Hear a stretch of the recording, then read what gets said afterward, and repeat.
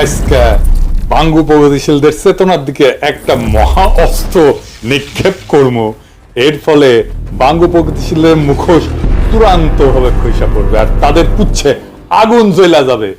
তাদের প্রগতিশীল প্রতারণা আর ভণ্ডামি ভরা বয়ানের চেতনা এই বিল্ডিং এর মতো ধইসা পড়বে। আগের 2 এপিসোডে আমরা 71 সাল নিয়ে আওয়ামী বাম বয়ানকে জয় বাংলা কইরা দিছি। প্রথম এপিসোডে আওয়ামী বাম বয়ানে পাকিস্তানে ভুয়া অর্থনৈতিক শোষণের ন্যারেটিভে জয় বাংলা করেছি। দ্বিতীয় এপিসোডে 25শে মার্চ 70-এর নির্বাচন এবং তার আগের পরের ঘটনাকে জয় বাংলা করে দিছি। আজকে আমরা আলোচনা করব বাঙ্গু চেতনার মূল সূতিকাগার ভাষা আন্দোলন নিয়ে এবং এর পিছনের আসল বাস্তবতা কি ছিল।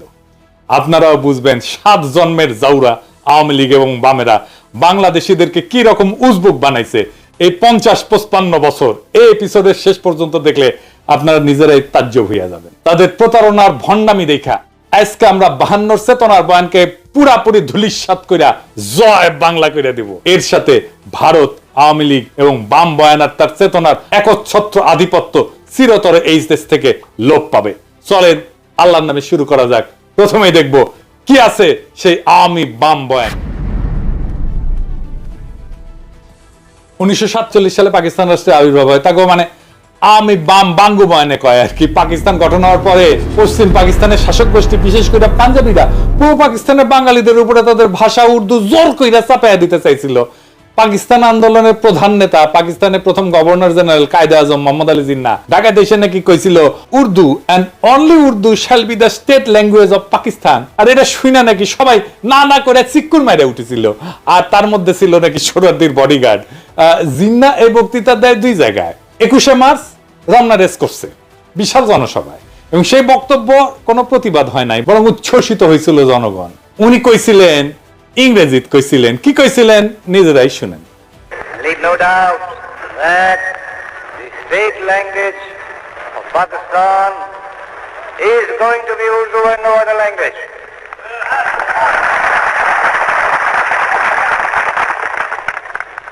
And anyone who tries to mislead you is really the enemy of Pakistan.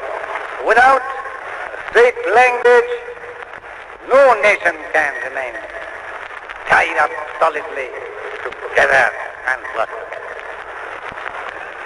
Look at the history. Every government has got to have some state language. Therefore, so far as the state language is concerned, Pakistan's state language shall be Urdu. ইংরেজিতে কইছিলেন, এটা ঠিকই কইছিলেন বলে বাঙ্গু প্রগতিশীলদের ধরে নেওয়া উচিত ছিল, তাই না? বাংলা এটা ছিল এরকম। এই কথা আপনাদের খুব স্পষ্ট করে বলতে চাই, পাকিস্তানের রাষ্ট্রভাষা হবে উর্দু এবং অন্য কোনো ভাষা না। যে আপনাদের ভুল পথে চালানোর চেষ্টা করবে সে পাকিস্তানের শত্রু। কিন্তু আপনি এটা কোথাও দেখবেন না। 24শে মার্চ কার্জন হলে তিনি একই রকম কথা বলছিলেন।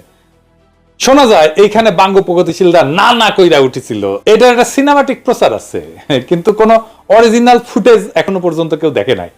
অবাক লাগে না আপনাদের? আসলে বক্তব্য দেওয়ার টাইমে না করেছিল কিনা আমার সন্দেহ হয়, তাই সেটা দেখাতে পারতেছি না, তাই সিনেমা থেকে দেখাই। হ্যাঁ দেখেন। But the new nation of Pakistan will have one national language, Urdu. এখন বাঙ্গু প্রগতিশীলরা কি কয়, কেন উর্দুকে পাকিস্তানের রাষ্ট্রভাষা করতে চাইছিল? তারা বলে বাঙালিরা যেন চিরকাল পাঞ্জাবিদের অধীনে থাকে, এর ফলে নাকি তাদের শোষণ করতে সুবিধা হবে। পাকিস্তানের শোষণের বয়ান আগের ভিডিও জয় বাংলা করেছি না এটা। এছাড়া তারা কয় যে এটা হলো চাকরি শিক্ষা সব জায়গায় বাঙালিরা পিছায় পড়বে। সবচেয়ে ভয়াবহ ব্যাপার যেটা হবে সেটা হইতেছে বাঙালিরা নাকি নিজেদের মাতৃভাষা ভুলে যাবে। সে ভাষায় কথা বলতে পারবে না, মায়ের কোলে বসে ছড়া শুনতে পারবে না। আর এই বয়ান নিয়ে বাঙ্গু প্রগতিশীলরা অনেকগুলো গান লিখেছে, তার মধ্যে অন্যতম বিখ্যাত গান হইতেছে ওরা আমার মুখের ভাষা কাইরা নিতে চায়। তারা কথায় কথায় শিকল পরায় মোদের হাতে পায়। কি অদ্ভুত একটা গান। প্রত্যেক 21শে ফেব্রুয়ারিতে বিভিন্ন জায়গায় স্কুল কলেজে সাংস্কৃতিক প্রোগ্রামে গান বাজানো হয়। এই গান হইতেছে প্রগতিশীলদের কাছে অনেকটা সোহরাওয়ার্দীর বডিগার্ডের 7ই মার্চের ভাষণের মতো। এই গান না বাজাইলে তাদের চেতনা পরিপূর্ণ হয় না। এবার আসেন এই গান আমরা বিশ্লেষণ করি, একে একে চোখে আঙুল দিয়ে দেখাই দিই।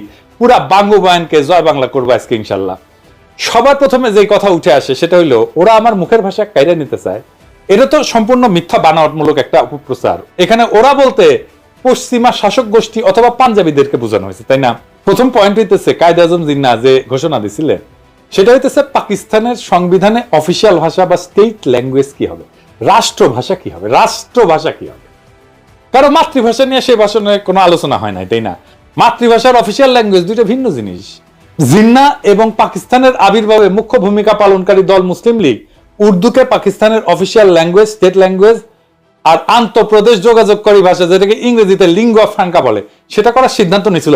এবং এই সিদ্ধান্ত যখন না হয়েছিল তখন মুসলিম লীগ করে শেখ মুজিব নিজেও। কেন উর্দুকে লিঙ্গুয়া ফ্রাঙ্কা আর অফিসিয়াল ল্যাঙ্গুয়েজ করার সিদ্ধান্ত নেয় সে আলাপে পরে আসতেছি, তবে আগে দেখি অফিসিয়াল বা স্টেট ল্যাঙ্গুয়েজ কি। অফিসিয়াল ল্যাঙ্গুয়েজ হলো একটা রাষ্ট্রের সরকারি দপ্তরে, আদালতে যে নথিপত্র, কাগজ, রাষ্ট্রীয় আর্কাইভ, চিঠি লেখা আর সংরক্ষণ করা হয় সেইটাকে রাষ্ট্রের অফিসিয়াল বা স্টেট ল্যাঙ্গুয়েজ বলে। আর লিঙ্গুয়া ফ্রাঙ্কা কাকে বলে? লিঙ্গুয়া ফ্রাঙ্কা হইতেছে দেশের বিভিন্ন ভাষাভাষী মানুষের মধ্যে যোগাযোগের কমন মাধ্যম বা মিডিয়াম। একটা দেশে বিভিন্ন ভাষার মানুষ বাস করতে পারে, যেমন ধরেন সোভিয়েত ইউনিয়ন, বহুজাতি বাস করত, Russian, Ukrainian, Georgian, Armenian, Kazakh, Tajik, Bashkir, Turkmen, Latvian, এরকম 15টা ভাষা গোষ্ঠী ছিল, বড় বড় ভাষা গোষ্ঠী। এর প্রত্যেকটা এখন আলাদা আলাদা দেশ হয়ে গেছে এবং আরো শত শত ক্ষুদ্র ভাষা গোষ্ঠীর মানুষ ছিল সোভিয়েত ইউনিয়নে। তো এদের মধ্যে লিঙ্গুয়া ফ্রাঙ্কা ছিল রাশিয়ান, আর সোভিয়েত ইউনিয়নের অফিসিয়াল ভাষাও ছিল রাশিয়ান।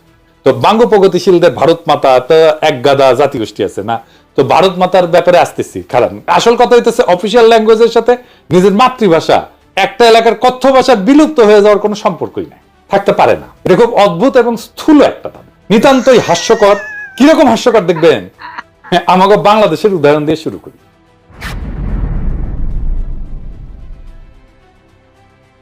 বাংলাদেশের অফিসিয়াল ভাষা হচ্ছে বাংলা, তাই না? আমরা তো সবাই জানি রাষ্ট্রভাষা বাংলা। তো বাংলাদেশে অন্য ভাষাভাষী জনগোষ্ঠী আছে, যেমন সিলেটি আছে, সাতগাই আছে, চাকমা আছে, গারো আছে, সাঁওতাল আছে, অনেক আছে, তাই না?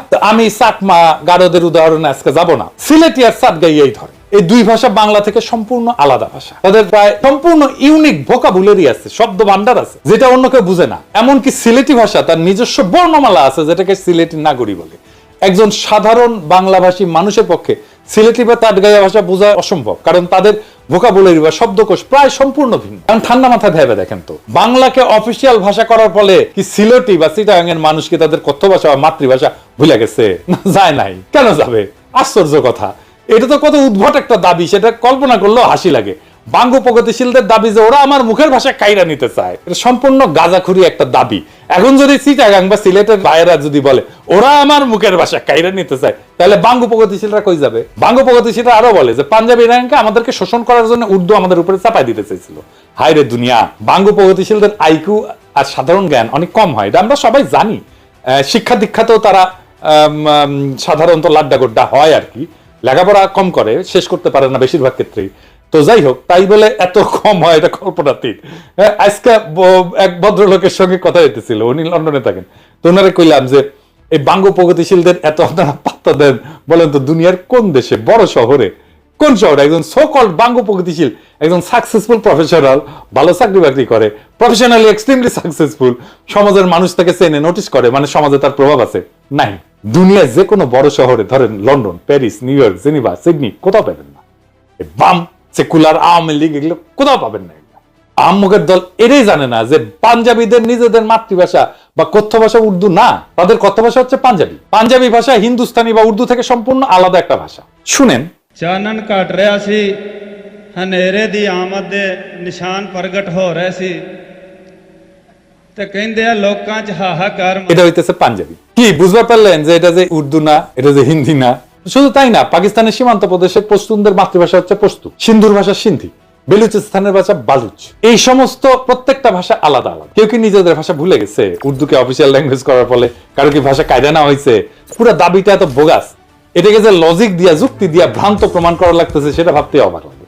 ধরে নিলাম পাঞ্জাবিরা আমাদের শোষণ করতে চায়, তাহলে তো তারা পাঞ্জাবিকে রাষ্ট্রভাষা করার ঘোষণা দিত, উর্দুকে না, তাই না? জিন্নার জন্ম সিন্ধুর করাচি শহরে। ওনার দাদা গুজরাটের অধিবাসী, তাদের কথ্য ভাষা গুজরাটি ছিল। মোহাম্মদ আলী জিন্নাকে ছোটবেলাতে ইংল্যান্ডে চলে যাওয়ার ফলে ইংলিশে বেশি স্বাচ্ছন্দ্য বোধ করতেন উনি, এবং সেই ভাষাতেই কথা বলতেন। ধরে নিলাম যে ওনার নিজের ভাষা আমাদের উপরে চাপাই দিতে চাইতেছিলেন। তাই যদি হইতো তাহলে উনি গুজরাটিকে পাকিস্তানের একমাত্র রাষ্ট্রভাষা করার ঘোষণা করতেন, উর্দুকে না, তাই না? জেনারেল আইয়ুব খান উনি সীমান্ত প্রদেশের মানুষ ছিলেন, জন্ম সীমান্ত প্রদেশের হরিপুর জেলা, রেহানা নামের একটা গ্রাম। তো আপনার রেহানা নাম শোনেন না, এটা কিন্তু ওই গ্রাম থেকে আসছে। ওনাদের মাতৃভাষা অন্য পাঠানদের পশতুদের চেয়ে আলাদা ছিল। ওনার মাতৃভাষা ছিল হিন্দক। ইয়াহিয়া খান ছিলেন কিজিলবাস, এর মাতৃভাষা ছিল ফার্সি বা যেটা ইরানের ভাষা। পাকিস্তানে আইয়ুব খানের পর সেনাপ্রধান ছিলেন মুসা খান, উনি ছিলেন হাজারা সম্প্রদায়ের লোক, ওনার ভাষা ছিল হাজারা। মোহাম্মদ আলী জিন্নাহ, আইয়ুব খান, মুসা খান, ইয়াহিয়া খান এরা সবাই মাইনরিটি জাতির সদস্য ছিল, মানে মুসলমান পাকিস্তানেরও মাইনরিটি জাতির সদস্য। জুলফিকার আলী ভুট্টো ছিলেন সিন্ধু প্রদেশের লারকানার মানুষ, আর মাতৃভাষা ছিল সিন্ধি। কেউই বাঙ্গুদের কল্পিত পাঞ্জাবি শোষক ছিলেন না। আমি একটা জিনিস বুঝি না, বাঙ্গুরা সব জায়গায় তো পাঞ্জাবি শোষক কই থেকে পায়? আরে সামারগিরি করে ভুয়া বয়ান বানাবু, জাইনা শুনে গোজা মিল দিয়া বানা, এর গোজা দেয় কিন্তু মিলে না। এরপর আবার বালসুনের মতো লেজে গবরে একখান বয়ান বানায়, জাতিকে সেটা গিলায় আজীবন তাদের অন্ধ করে রাখার স্বপ্ন দেখি। 47 থেকে 71 পর্যন্ত পাকিস্তানে যতগুলা প্রধান বিচারপতি ছিল, একজনের মাতৃভাষা উর্দু ছিল না। সব 5 জন ছিল মোট, এর মধ্যে 2 জন ছিল বাঙালি। তাদের নাম বলি, মিয়া আব্দুল রশিদ পাঞ্জাবি ছিল, মোহাম্মদ মুনির পাঠান ছিল, এআর কর্নেলিয়াস উনি অ্যাংলো ইন্ডিয়ান ছিলেন, ফজল আকবর বাঙালি ছিলেন, হামুদুর রহমান বাঙালি ছিলেন। বিভিন্ন গুরুত্বপূর্ণ ব্যক্তিদের মধ্যে কালে ভদ্রে 2-1টা পাঞ্জাবি নাম পাওয়া যায়, কিন্তু সবাই বিভিন্ন জাতের মানুষ, অনেকেই মাইনরিটি জাতের মানুষ। এদের কারো তো কোনো সমস্যা হইলো না উর্দুকে অফিসিয়াল ল্যাঙ্গুয়েজ করার ফলে, কেউ তো বোঝার দাবি তুললো না, ওরা আমার মুখের ভাষা কাইরা নিতে চায়। এদের কারো তো চাকরি বাকরি পাইতে, শিক্ষিত হইতে, রাজনীতি করতে কোনো অসুবিধা হয় নাই। যত অসুবিধা বাঙ্গু প্রগতিশীলদের। বাঙ্গু প্রগতিশীল যে কত বড় সামারের সামার, বাটপারের বাটপার, সেটা দেখতে পারবেন। আসেন এবার গানের আর বাঙ্গু বয়ানের আর একটা দাবি নিয়ে। উর্দুকে রাষ্ট্রভাষা করা হইলে নাকি বাংলাদেশি বয়াতিদের নাইসা নাইসা গান গাওয়া বন্ধ হয়ে যাবে।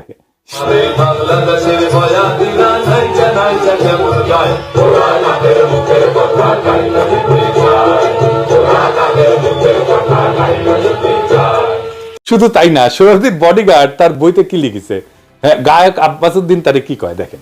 উনি লিখেছেন, তিনি সন্ধ্যায় চলে যাওয়ার পর গানের আসর বসলো। আব্বাসউদ্দিন সাহেব, সোহরাব হোসেন ও বেদারউদ্দিন সাহেব গান গাইলেন। অধিক রাত পর্যন্ত আসর চললো। আব্বাসউদ্দিন সাহেব এবং আমরা রাতে রফিক সাহেবের বাড়িতে রইলাম। রফিক সাহেবের ভাইরাও সকলে ভালো গায়ক, হাসনাত বরকত ভালো গানই গাইতো। এরা আমার ছোট ভাইয়ের মতো ছিল, আমার সাথে জেলও খাটিছে। পরের দিন নৌকায় আমরা রওনা করলাম আশুগঞ্জ স্টেশনের স্ট্যান্ড ধরতে। পথে গান চললো, নদীতে বসে আব্বাসউদ্দিন সাহেবের ভাটিয়ালি গান। তাদের নিজের গলা না শুনলে জীবনের একটা দিক অপূর্ণ থেকে যেত। তিনি যখন আস্তে আস্তে গাইতেছিলেন তখন মনে হচ্ছিল নদীর ঢেউগুলোও যেন তার গান শুনতেছে। তারই শিষ্য সোহরাব হোসেন এবং বেদারউদ্দিন তার নাম কিছুটা রেখেছিলেন। আমি আব্বাসউদ্দিন সাহেবের একজন ভক্ত হয়ে পড়েছিলাম। তিনি আমাকে বলছিলেন, মুজিব, বাংলা ভাষার বিরুদ্ধে বিরাট ষড়যন্ত্র চলতেছে। বাংলা রাষ্ট্রভাষা না হইলে বাংলার কৃষ্টি সভ্যতা সব শেষ হয়ে যাবে। আজ যে গানকে তুমি ভালোবাসো, এর মাধুর্য মর্যাদা নষ্ট হয়ে যাবে। যা কিছু হোক, বাংলাকে রাষ্ট্রভাষা করতেই হবে। আমি কথা দিয়েছিলাম এবং কথা রাখতে চেষ্টা করেছিলাম। কি আজগুবি এক দাবি। বাংলা অফিসিয়াল না হইলে নাকি বাংলার কৃষ্টি সভ্যতা সব শেষ হয়ে যাবে, গানের মাধুর্য মর্যাদা নাকি গোল্লায় যাবে। উজবুকের দল সম্পূর্ণ ডাহা মন গড়া এই সমস্ত দাবি তুলছে। 47-এর আগ পর্যন্ত ইংরেজ আমলে আমাদের অফিসিয়াল ভাষা কি ছিল? কি ছিল? ইংরেজি। তো হ্যাঁ, ইংরেজি, আবার কইতেছি ইংরেজি।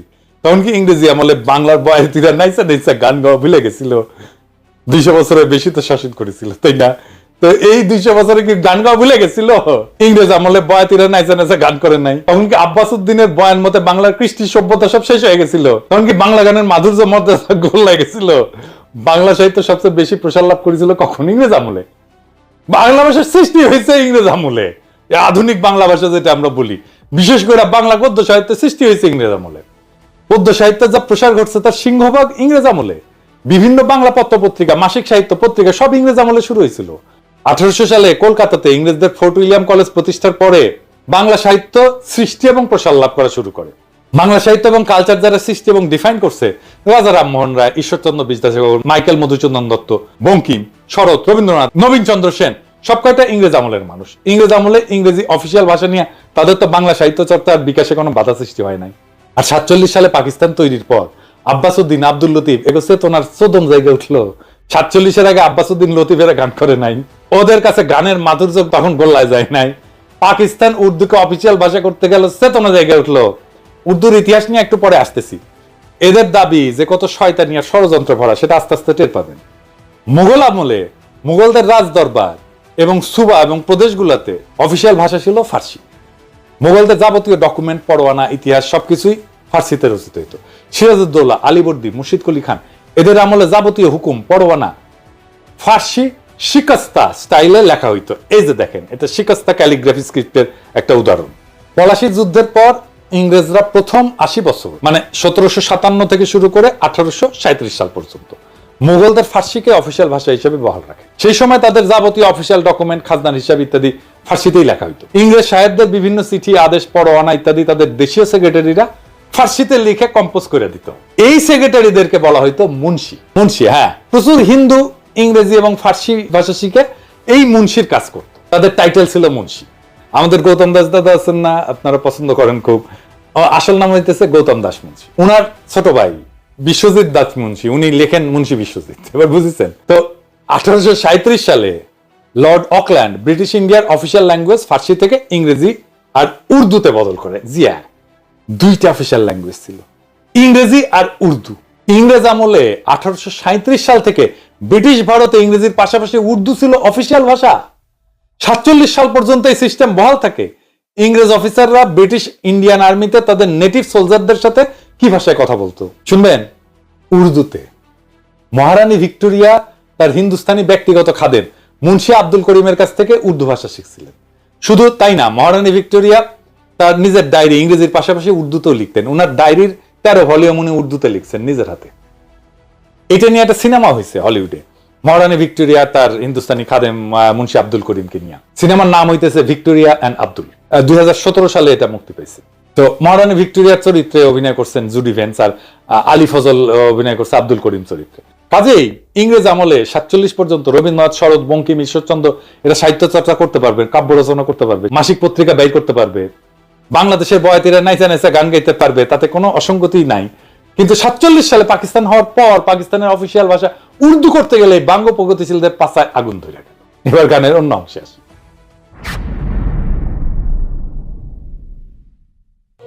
আর কথা মনে কইরা রাখি কইরা যায় ঘুম পাড়াই না গাই তো দেখার ওমায় সোনা মানির জাদু বলে চুমা দিয়া লইত বলে, সোনা মানির জাদু বলে চুমা দিয়া লইত বলে, আরো জাদুর কইরা কইত মরে আর জানা আমার বুকে যায়, ওরা মায়ের মুখে কথা কাইলে যায়, ওরা মায়ের মুখে কথা কাইলে। আচ্ছা বলেন, অফিসিয়াল ভাষার সাথে দুঃখিনী মায়ের তার সন্তানকে সোনা মানিক জাদু বলে চুমা দিয়া লইত কোলে আয়সান আমার বুকে, আয়ের সম্পর্ক কি? ইংরেজ আমলে কি কোনো বাঙালি রমণী তার সন্তানকে বাংলা ভাষায় সোনা মানিক জাদু বলে চুমা দিয়া কোলে নেয় নাই? কি আশ্চর্য একটা দাবি। বাঙ্গ প্রগতিশীলরা আবার এর মধ্যে দুঃখিনী মায়ের ঢুকেছে। কত বড় বাটপারেরা। পাকিস্তান প্রতিষ্ঠা হওয়ার পরে জিন্নাহ এবং তার পরবর্তী গভর্নর জেনারেল আর প্রধানমন্ত্রী খাজা নাজিবুদ্দিন তাদের ভাষণে সুস্পষ্ট করে বলছিলেন যে পাকিস্তানের কোন প্রদেশের প্রাদেশিক অফিসিয়াল ভাষা কোনটা হবে সেটা প্রদেশের আইনসভা ঠিক করবে, কিন্তু অল পাকিস্তান লিঙ্গুয়া ফ্রাঙ্কা হবে উর্দু। আগেই বলছি, পাকিস্তানে বহু ভাষার মানুষ বাস করত, পাঞ্জাবি, বাঙালি, পাঠান, বালুচ, হাজরা, সিন্ধি, কিজিলবাস।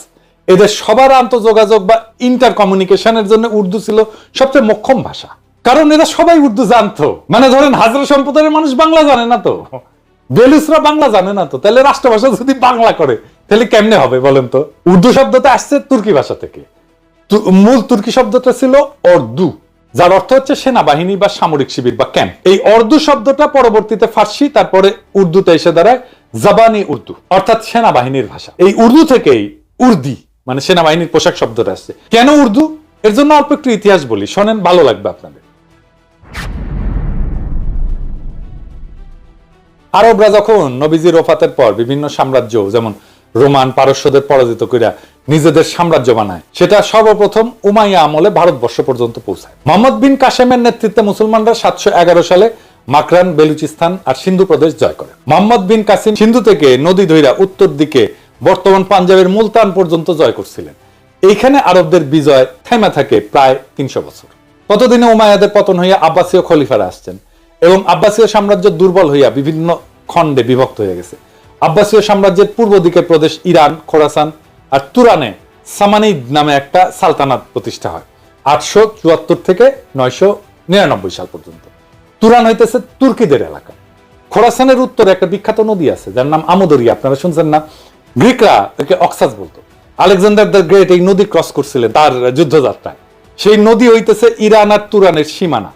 সেই নদীর উত্তরে তুরানি বা তুর্কিরা থাকতো। তুরানি তুর্কি ট্রাইব গুলা অশ্বারোহী বা নমাডিক ছিল। সামানিদ সুলতানেরা ইরানি ছিল এবং তারা ফার্সি ভাষায় ব্যাপক পৃষ্ঠপোষকতা করত। আধুনিক ফার্সি সাহিত্য সামানিদ আমল থেকে শুরু হয়েছে। ফার্সি লেখা হয় আরবি হরফে। ইরানের মহাকবি ফেরদৌসি এই সময়ের মানুষ।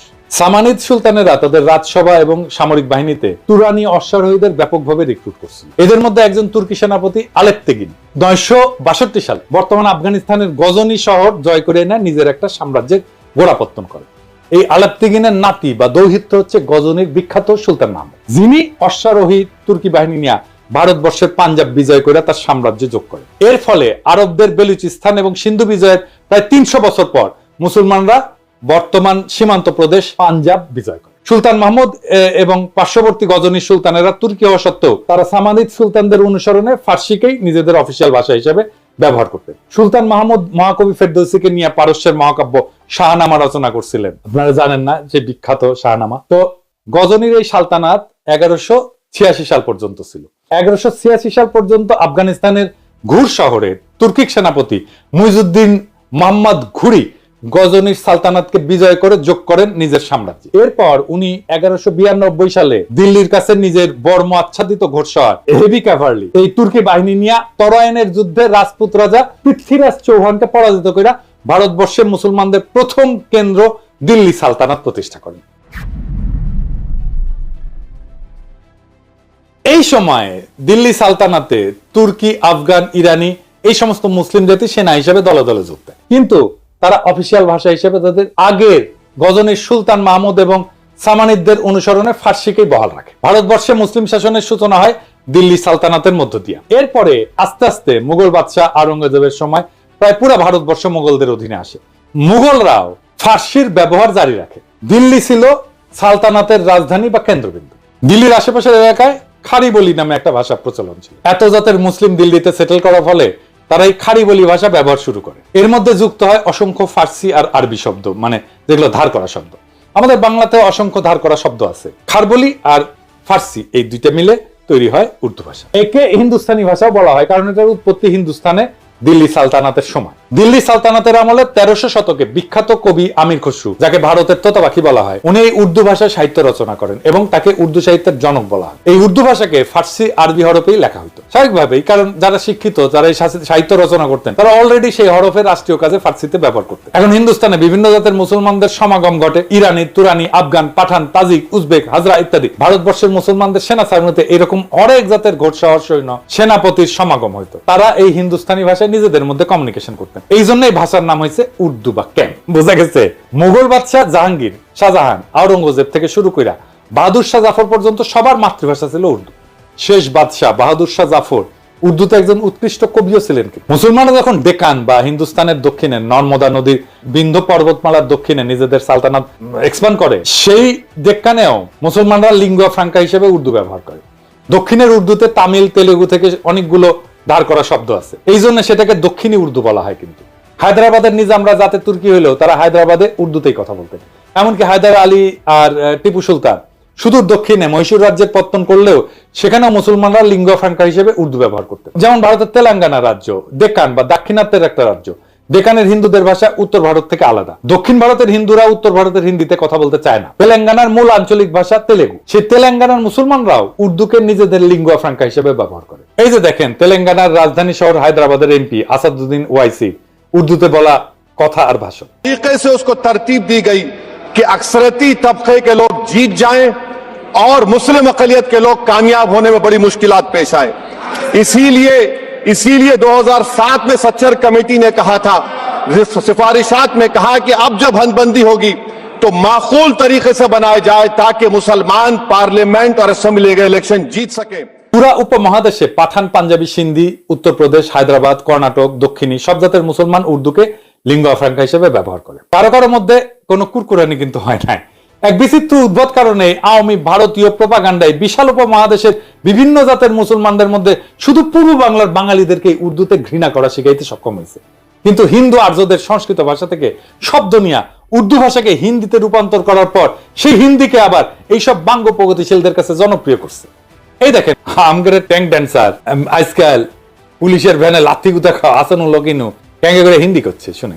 71 सन का मुक्ति युद्ध में पाकिस्तान हमका विरुद्ध था एवं पाकिस्तान में हमका साथ लड़ाई किया था। उस टाइम से जमाती इस्लामी एक आतंकवादी संगठन था जो मानुष को, आदमी को मार दिया, नारी को मार दिया। वो संगठन पाकिस्तान बैक करता है एवं वो संगठन का जो आदमी मारा था उसका लिए विचार कर रहा है, फांसी भी हो गया। ये संगठन का साथ पाकिस्तानी का एवं पाकिस्तानी गोয়েন্দা संस्था ISI का गভীর ताल्लुक है। তো পাকিস্তান রাষ্ট্র 1947 সালে জন্ম নেয়। ভারতবর্ষে মুসলমানদের দিল্লি সালতানাত মোগল সালতানাতের উত্তরসূরি হিসেবে। স্বাভাবিকভাবেই মুসলিম সালতানাতের হেরিটেজ হিসেবে উর্দুকে পাকিস্তানের বহু ভাষাভাষী মানুষের মধ্যে লিঙ্গুয়া ফ্রাঙ্কা আর অফিসিয়াল ল্যাঙ্গুয়েজ হিসেবে নির্ধারণ করা হবে। এটা খুব স্বাভাবিক। ভারতবর্ষে মুসলমানদের সালতানাতের ইতিহাসের সাথে যারা পরিচিত তাদের কাছে এটাই ন্যাচারাল। এর বিরোধিতা যে কত বড় ষড়যন্ত্র সেটা আপনারা একটু পরে দেখবেন। ষড়যন্ত্র কারা করছে সেটাও দেখবেন, তাজ্জব হয়ে যাবেন তাদের নির্লজ্জতা দেখে। আধুনিক হিন্দি ভাষার আবির্ভাব ঘটে 19 শতকের শেষে এবং 20 শতকে। অনেক হিন্দু উর্দু ভাষার কিছু ফার্সি, আরবি ভোকাবুলারি আর ফার্সি হরফে নারাজ হয়। তারা এজিটেশন শুরু করে। উর্দু বা হিন্দুস্তানি ভাষাকে দেবনাগরী হরফে লেখার জন্য ভোকাবুলারিতে আরবি, ফার্সির বদলে সংস্কৃত থেকে ধার করা শব্দ নিয়ে রিপ্লেস করা শুরু করে। এই ভাষার নাম দেওয়া হয় হিন্দি। এর ফলে আধুনিক হিন্দি ভাষার আবির্ভাব ঘটে। হিন্দু ভারতে শুধুমাত্র হিন্দিকে এই লিঙ্গুয়া ফ্রাঙ্কা বা অনলি ন্যাশনাল ল্যাঙ্গুয়েজ হিসেবে, কেন্দ্রে অফিসিয়াল ল্যাঙ্গুয়েজ হিসেবে গণ্য করা হয়। ভারতের রাজ্য পর্যায়ে বিভিন্ন ভাষা ওই রাজ্যে অফিসিয়াল কাজে ব্যবহার করা হয়। পাকিস্তানে যে প্রস্তাব জিন্না করছিল এবং খাজা নাজিমুদ্দিন উভয় দিছিলেন, আগেই বলছি আপনাদেরকে, এটা আমার কথা না, এক এক করে আপনাদের রেফারেন্স দেখাচ্ছি। ভারতের সংবিধানে আর্টিকেল 343 দেখেন, স্পষ্ট ভাষায় লেখা আছে official language of the union shall be Hindi in Devanagari script. সাথে কিছুদিনের জন্য ইংরেজিকে রাখছে, যতদিন না মানুষ হিন্দি শেখে। সারা ভারতে সেটা প্রচলিত হয়। এরপর ভারতের সুপ্রিম কোর্টের এই রায় দেখেন। ভারতের সুপ্রিম কোর্ট হিন্দিকে ন্যাশনাল ল্যাঙ্গুয়েজ হিসেবে রায় দিছে। রায় বলা আছে এইটা ইংরেজি যেহেতু কইছে ঠিকই কইছে, এটা বাংলায় করলে হয়। ভারত অনেক রকম মানুষের দেশ, এখানে হিন্দি জাতীয় ভাষা। তাই আশা করা হয় যে যেসব সাক্ষীকে আবেদনকারী মানে উত্তরপ্রদেশের ট্রাইব্যুনালে নিয়ে আসবেন তারা হিন্দিতে কথা বলতে পারবেন এবং নিজেদের কথা বুঝিয়ে বলতে পারবেন। এরপর সংবিধানের 351 আর্টিকেল দেখেন, স্পষ্টভাবে লেখা আছে ভারতের কেন্দ্রের দায়িত্ব হচ্ছে হিন্দি ভাষার প্রসার ঘটানো, সাথে হিন্দি ভোকাবুলারি ক্রমান্বয়ে সংস্কৃত থেকে ধার করা শব্দ দিয়ে প্রতিস্থাপন করা। কই, ভারতের পশ্চিমবঙ্গে তো বাঙালি বাস করে। বাংলা সাহিত্য, কালচার, সংস্কৃতি বলতে যা বুঝি সেটার গোড়াপত্যন্ত ঘটে পশ্চিমবঙ্গের হিন্দু ভদ্রলোক, ব্রাহ্মণ, কায়স্থ, বৈদ্য এদের হাতে। তারটা একটা টু শব্দ পর্যন্ত করলো না যে ভারতে তাদের মুখের ভাষা কাইরা নিতে হইতেছে। তাদের দুঃখিনী মায়ের কি হবে, সোনা মানিক বলে আর বুকে টাইনা নিতে পারবে না। হিন্দিকে ভারতের কেন্দ্রে অফিসিয়াল ল্যাঙ্গুয়েজ করার ফলে কি তারা বাংলা ভুলে গেছে? এখনই কি আপনারা বুঝতেছেন না পূর্ব বাংলার কৃষিজীবী মুসলমানদের বলদ আর উজবুক পেয়া কত বড় খেলা খেলছে ভারতীয় সর আর তাদের দোসরেরা? এবার দেখেন আরো খেলা আপনাদের কিভাবে বলদা পাইয়া খেলছে, একটু দেখায়। বাঙ্গু প্রগতিশীলরা রবীন্দ্রনাথ কইতে কইতে অজ্ঞান হয়ে ক্যাট হয়ে পড়ে যায়। এই যে কয়েকদিন আগে সঞ্জিতা খাতুন মারা গেল, তার লাশের পাশে রবীন্দ্রসঙ্গীত গাইলো, ভিডিও দেখেন।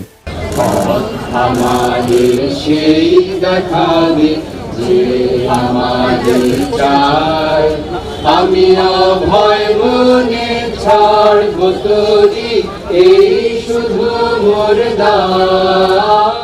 এখন আপনাকে আমি এই রবীন্দ্রনাথের একটা চিঠি পড়ে শোনাইতেছি, তাহলে বুঝবেন এই বাঙ্গু প্রগতিশীলদের ভারত মাতা, আওয়ামী লীগ আর বামেলামিরা কি রকম বলদ বানাইছে। The Mahatma and the poet এই নামে একটা বই আছে, যেখানে রবীন্দ্রনাথ এবং গান্ধীর মধ্যে লেখা চিঠিপত্র সংকলন করা হয়েছে। এটা সংকলক সব্যসাচী ভট্টাচার্য আর এক ভট্টাচার্য। 21 জানুয়ারি 1918 বিহারের মতিহারি থেকে গান্ধী রবীন্দ্রনাথকে একটা চিঠি লেখে। এই পত্রে গান্ধী রবীন্দ্রনাথের মতামত জানতেছে একটা বিষয়টা হইতেছে হিন্দিকে ভারতের একমাত্র জাতীয় ভাষা বা ন্যাশনাল ল্যাঙ্গুয়েজ করার ব্যাপারে, এই ভাষাকে আন্তঃপ্রদেশ যোগাযোগ এবং জাতীয় সমস্ত কমিউনিকেশনের ব্যাপারে চালু করা গান্ধীর প্রশ্ন ছিল এইরকম ইংরেজি, যে এটা কি ঠিক না যে হিন্দি একমাত্র সম্ভাব্য জাতীয় ভাষা এবং বিভিন্ন আন্তঃপ্রদেশের যোগাযোগের জন্য ভাষা হইতে পারে? চিঠির উত্তরে শান্তিনিকেতন থেকে 24 জানুয়ারি 1918-তে রবীন্দ্রনাথ এই প্রস্তাবে সম্মতিসূচক মতামত দেন এবং হিন্দিকে ভারতের একমাত্র জাতীয় ভাষা যা আন্তঃপ্রদেশ যোগাযোগের জন্য উপযুক্ত বলে মতামত প্রদান করেন। তিনি স্পষ্ট বলছিলেন, হ্যাঁ, হিন্দি একমাত্র সম্ভাব্য জাতীয় ভাষা হইতে পারে ভারতের। আবার পড়ে শোনাচ্ছি, Hindi is the only possible national language in India. তবে এও বলেন, যেহেতু তাদের প্রজন্ম ইংরেজি শাসনের অধীনে বড় হয়েছে, ইংরেজি ভাষাতে নিজেদের মতামত আর্টিকুলেট করে হিন্দিকে সম্পূর্ণরূপে প্রচলন করতে আরেক জেনারেশন বড় হওয়া লাগবে। গান্ধী গুজরাটি, মাতৃভাষা গুজরাটি, এবং রবীন্দ্রনাথ বাঙালি, বিনা দ্বিধায় হিন্দিকে একমাত্র জাতীয় ভাষা হিসেবে মাইনে নিল। ভারত স্বাধীন হওয়ার পরে ভারতের সংবিধানেও হিন্দিকে একমাত্র অফিসিয়াল ভাষা হিসেবে ঢুকানো হইল এবং এর পাশে ইংরেজিকে রাখা হইল যতদিন নতুন প্রজন্ম হিন্দি না শিখে।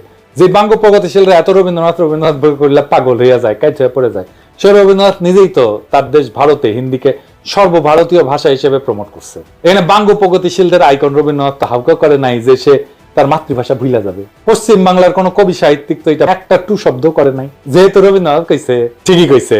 আর জিন্না একই কথা কইয়া ভিলেন হইয়া গেল বাঙ্গ প্রগতিশীলদের কাছে। এটা কত বড় সামার বাটপারের বাটপার দেখেছেন। ভারতের কেন্দ্রে, সচিবালয়, আদালতে, আর্মিতে, সব জায়গায় অফিসিয়াল ভাষা হচ্ছে হিন্দি বা ইংলিশ।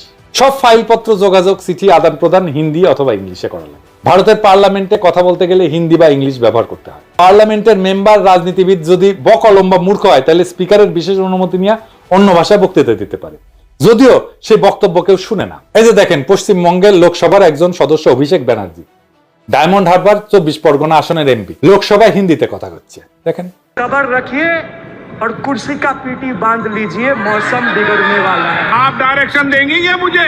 पश्चिम बंगाल के चीफ मिनिस्टर ममता बनर्जी सदन के सदस्य है, नहीं है?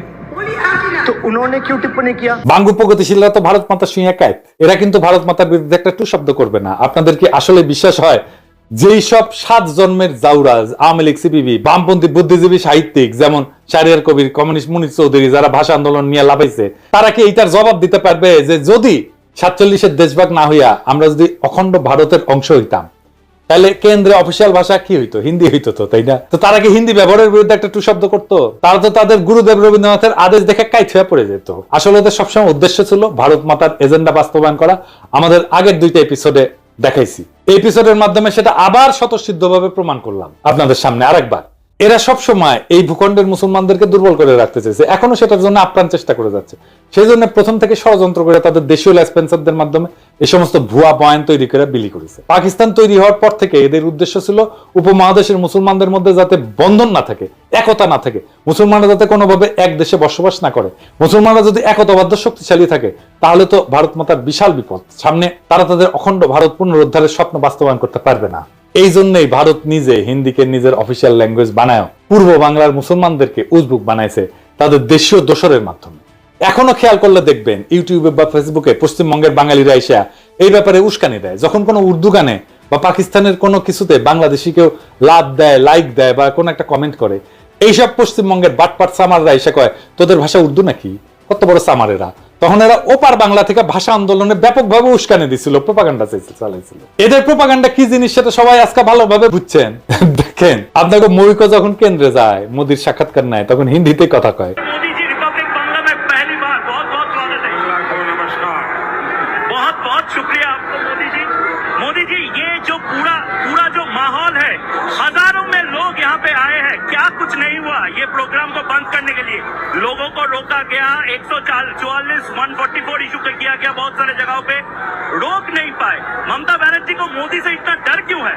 পশ্চিমবঙ্গের হিন্দু বাঙালিদের কাছে এটা কিন্তু কোনো আপত্তির বিষয় না, কিন্তু মুসলমানরা উর্দু কইলে তাদের হোগা জ্বলে যায়, তাদের হোগায় আগুন জ্বলে ওঠে দাউ দাউ করে। এইবার আসি ষড়যন্ত্রের অন্তিম পর্যায়ে। 52 সালের 21শে ফেব্রুয়ারির ঘটনা। 21শে ফেব্রুয়ারি নিয়ে যেই বয়ান প্রচলিত তাতে বলা হয় পাকিস্তানি পুলিশ হঠাৎ কইরা বলা নাই কওয়া নাই নিরীহ ছাত্রদের মিছিলে গুলি বর্ষণ করে, যেখানে তারা রাষ্ট্রভাষা বাংলা চাই স্লোগান দিতে দিতে শান্তিপূর্ণ মিছিল করতেছিল। এর ফলে হতাহত হয় বেশ কিছু ছাত্র জনতা, কিন্তু বাস্তবতা ছিল সম্পূর্ণ বিপরীত। প্রথম পয়েন্ট হচ্ছে গুলি চালাইছিল প্রাদেশিক সরকার, কেন্দ্রীয় সরকার না। পুলিশ ছিল প্রাদেশিক সরকারের অধীনে এবং পূর্ব বাংলা পুলিশে বাঙালিরাই চাকরি করত। প্রাদেশিক সরকারও সম্পূর্ণভাবে বাঙালি ছিল। মুখ্যমন্ত্রী ছিল ময়মনসিংহের নুরুল আমিন, মন্ত্রিসভা ক্যাবিনেট ছিল 100% বাঙালি। দ্বিতীয় গুরুত্বপূর্ণ পয়েন্ট হইতেছে পুলিশ লাফায় এসে ছাত্রদের উপরে গুলি চালায় না। আওয়ামী লীগ এবং কমিউনিস্ট পার্টির ছাত্র সংগঠন অনেক উস্কানি দিয়াও কোনো পাল্টা সারা না পেয়ে একটা সিন ক্রিয়েট করার জন্য প্রাদেশিক আইনসভার দিকে হামলা করতে যায়। তখন প্রাদেশিক আইনসভা ছিল এখন যেটা বাংলা একাডেমি, ওইটা। সেদিন প্রাদেশিক আইনসভার সদস্যদের একটা মিটিং এর ডেট ছিল। সেখানে আওয়ামী বামেরা প্রাদেশিক আইনসভার সদস্যদেরকে আইনসভায় যোগ দিতে বাধা প্রদান করে শারীরিকভাবে, তাদের গাড়ি পর্যন্ত আটকায়। পুলিশ এসে তাদেরকে সরাই দিতে চায়, রাস্তা ক্লিয়ার করে দিতে চায়। তখন লীগের আর কমিউনিস্টদের ছাত্রকারা পুলিশের উপরে চড়াও হয়, পুলিশ লাঠিচার্জ করে। লীগের গুন্ডারা এরপরে পুলিশের দিকে ঢিল ইট পাটকেল ছড়া শুরু করে এবং পুলিশেরা আহত হয়। তো এই সমস্ত বামেরা কি ধরনের হয় দেখেছেন তো, পুলিশদেরকে কিভাবে আক্রমণ করে এবং তারপরে বলে আমাকে আক্রমণ করছেন কেন, দেখেন না? এই যে দেখেন,